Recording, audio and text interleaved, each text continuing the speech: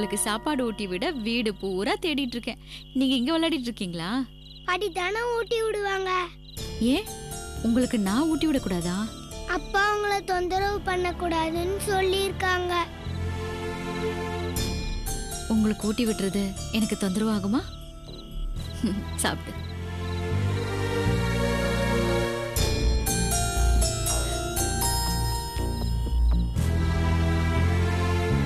ஏன் அப்படி பாக்குறீங்க? எனக்கு ஒரு நாள் கூட எங்க அம்மா இப்படி சாப்பாடு ஊட்டினதில்லை. உன் வேலைய நீ ஏன் செய்ய கத்துக்கணும்னு சாப்பாட தட்டிலேயே போட்டு வச்சிருவாங்க. மஹி, அம்மா நல்லதுக்காக தான் அப்படி செஞ்சிருப்பாங்க. அப்ப அவங்க என்னை விட்டு போனது நல்லதா?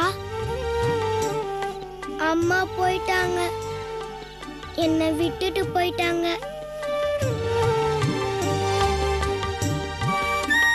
மஹி, உங்களையும் உங்க அப்பாவையும் விட்டுட்டு உங்க அம்மா ஏன் போனாங்க? அப்பா ஸ்கூல்ல என்ன பண்ணாருன்னு அம்மா கிட்ட சொன்னா அம்மாக்கும் அப்பாக்கும் சண்டை. நான் படிச்ச ஸ்கூல்ல ஹோம்ஒர்க் பண்ணலன்னு என்னை பனிஷ் பண்ணாங்க. அதை நான் அம்மா கிட்ட சொன்னா அம்மா கோவமா ஸ்கூலுக்கு வந்தாங்க.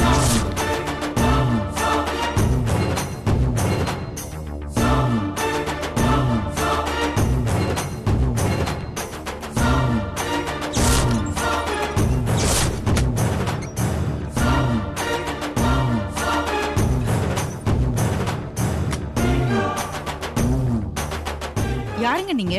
கதவை தட்டிட்டு வரணுங்கிற மேனஸ் தெரியாதா உங்களுக்கு? மேனஸ் பத்தி பேசுற யோகியதை இருக்கா உங்களுக்கு?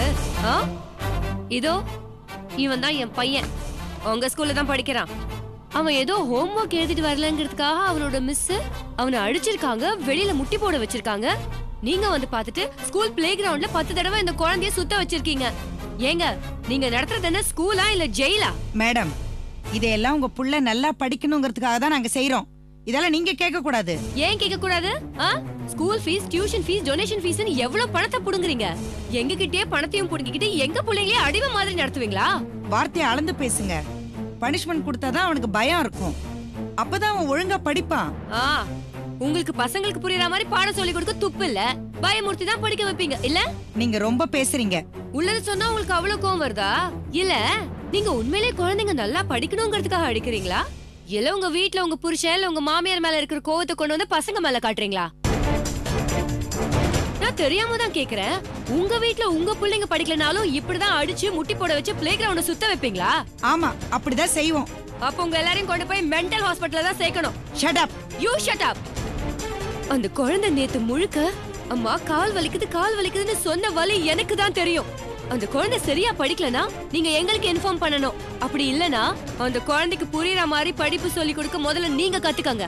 பனிஷ்மெண்ட் எல்லாம் கொடுக்கிறதுக்கு நீங்க யாருங்க? ஒரே ஒரு போலீஸ் கம்ப்ளைண்ட் நான் கொடுத்தனா நீங்க எல்லாரும் உள்ள போய் கம்பி எண்ண வேண்டியிருக்கும், தெரியும்ல? குடுப்பியா? கம்ப்ளைண்ட் குடுப்பியா? குடு பார்க்கலாம்.